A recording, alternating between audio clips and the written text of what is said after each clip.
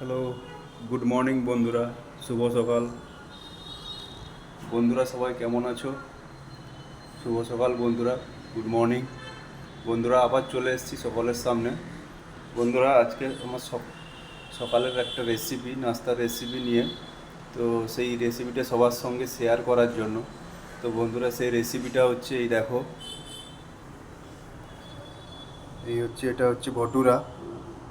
গরম গরম ভটুরা বানানো হয়েছে, আর তার সঙ্গে রয়েছে এই যে কাবুল ছোলার